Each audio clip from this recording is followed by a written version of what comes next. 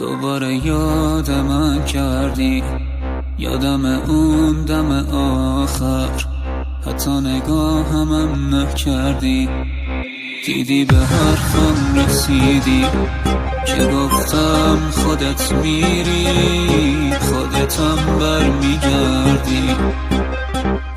با صدای مهدی احمدوند. مگه من به تو بد کردم؟ مگه جا تو پاک کردم؟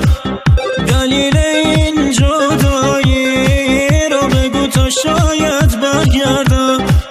فدای اون مرامت که منو ساده رها کردی. بگو گناهم چی بود که دل را تو سوا کردی.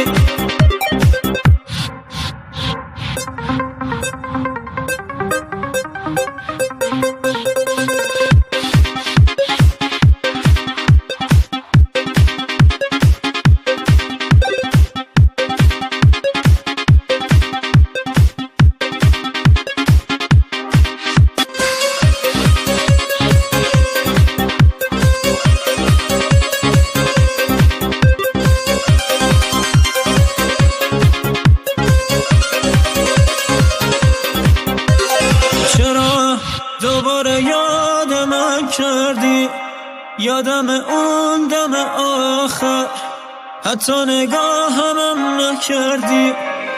دیدی به حرفم رسیدی که گفتم خودت میری، خودتم برمیگردی.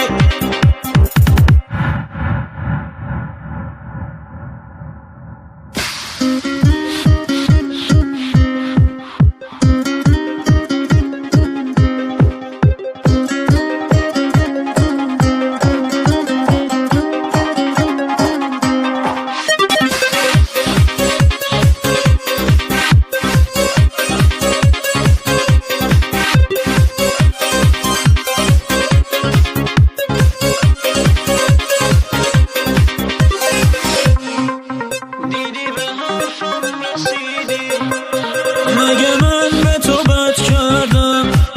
مگه جا تو پاک کردم؟